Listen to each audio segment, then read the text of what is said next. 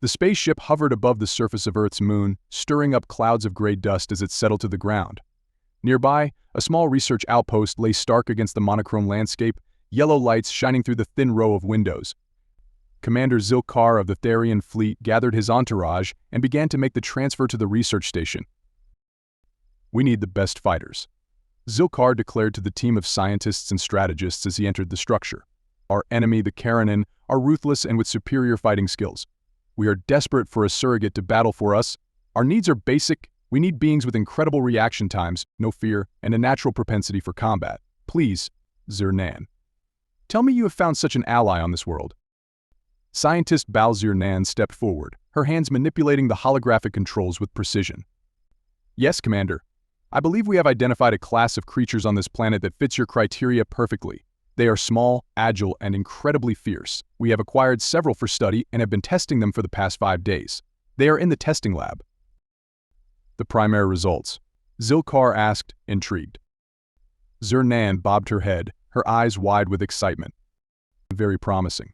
Their reaction time is off the charts, fastest ever recorded. Not only that, but they are chillingly cunning, always studying their target, looking for weaknesses. They never stop planning attacks, seeing everything around them as the enemy. They are natural warriors and with no fear." "That is amazing," Zil'kar said, studying a datapad he held in his hand showing the wonders of the planet Earth. He had information running along the bottom of the screen. "These creatures also have advanced technology, at least for non-star traveling species," he said. "They have built incredible cities and—" Commander Zirnan interrupted. "The humans are not the species we have identified." Zil'kar was shocked. "They are not. But I thought the humans were the dominant creatures on Earth." "They are, but for our needs, there is a superior species, one even better suited than the humans." "What are they?" "They are called cats." Zirnan activated a hologram, showing various images and videos of cats in action pouncing on prey, engaging in mock battles, and displaying an array of gravity-defying acrobatic feats. There were real-time images of these creatures using their front arms to strike, their movements too fast to be seen at normal speed. Then slow-motion video displayed the unbelievable speed and coordination of these killers. The commander was impressed, and a little frightened. He needed a new weapon to send against his enemy.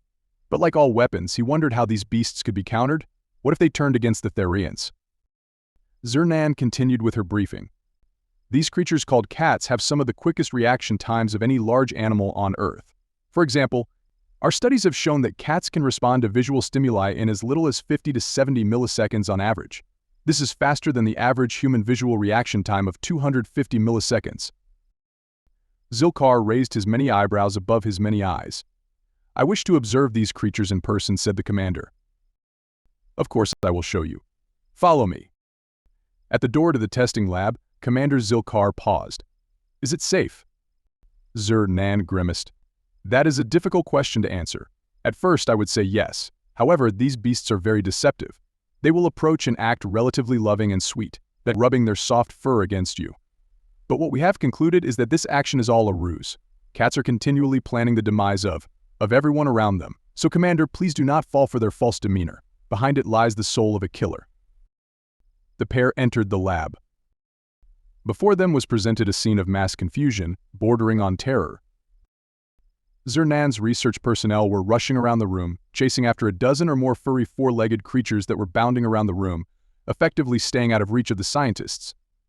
Zil'kar stood in shock as occasionally a scientist would scoop up one of the lightweight creatures in his hands.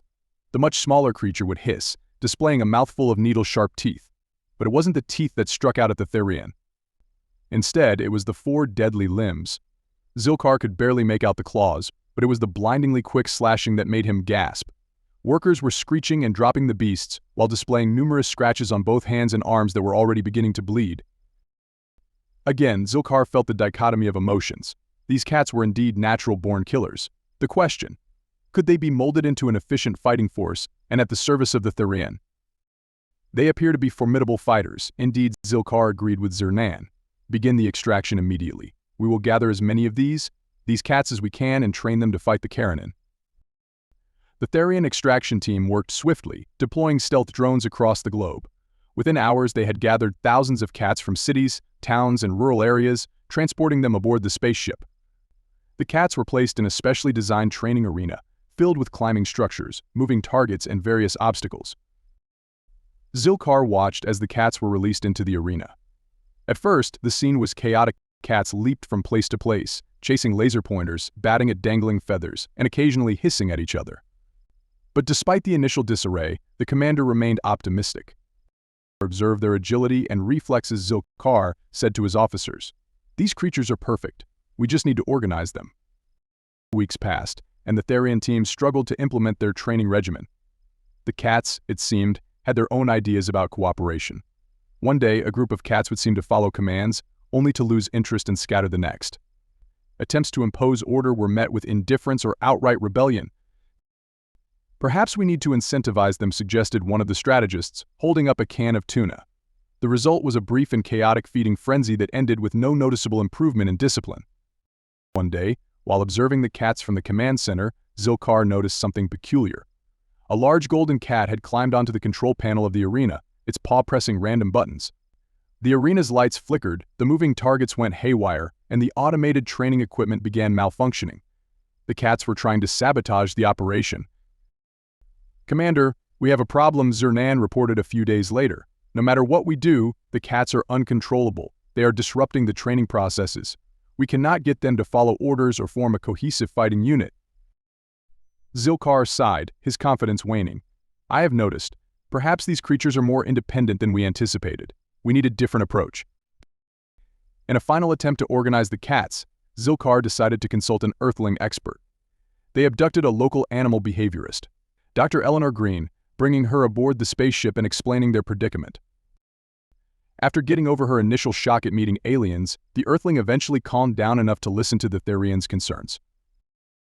"You're trying to train cats to be soldiers?" Dr. Green asked just before bursting out in laughter. "Yes," Zil'kar replied, his tone serious. "But they are uncooperative. How do humans manage these creatures? We have observed that you even keep them as pets. How do you keep them from killing you?" Dr. Green chuckled. "Well, the thing about cats is, you don't really manage them, they manage you. You can guide them, but ultimately they do what they want, and we keep them from killing us by feeding them and giving them love. We have fed them, but we do not love them. If we loved them, then they will fight for us." Dr. Green shook her head. "Not even then will they fight for you. What you ask is the impossible. We have a saying on Earth that something is like herding cats. It means your task is impossible. It's not going to happen. Now you might have better luck with honey badgers." "Honey badgers?" Zil'kar inquired, intrigued. "Are they also formidable fighters?" "Yeah, like the best," Dr. Green said. "But like most things you find on Earth, they don't play nice with others. That means you won't find honey badgers very cooperative either. In fact, nothing on Earth will fit your needs. We only fight for ourselves, and mainly against ourselves. And although we may appear to fight as a unit, we are all individuals. We come together for the common good, and our common good. Not yours. My advice, move on. Find another planet to recruit your surrogate warriors." Zil'kar considered this new information. "Very well, Dr. Green, but what do we do with all the cats?" Dr. Green smiled. "You could always just let them go. They'll find their own way to entertain themselves." Reluctantly, the Therian team began releasing the cats back to Earth, returning them to their homes and favorite napping spots. The cats seemed none the worse for wear, resuming their lives as if nothing had happened. The commander ordered his fleet to move on and to leave Earth alone, but in the back of his mind he shuddered. Dr. Green said the creatures of Earth fight for themselves. He hoped that the Therians would never have to face the creatures of Earth in battle. He could not imagine a surrogate race that would survive, even against a herd of cats. Therefore, Earth would be left alone, for the good of all civilized creatures in the galaxy. This has been an original story by author T.R. Harris. If you enjoyed it, please like the video and subscribe to my channel. It would be greatly appreciated. You can find all of my 70+ novels on Amazon or by going to my website at bytorharris.com. Thank you for listening.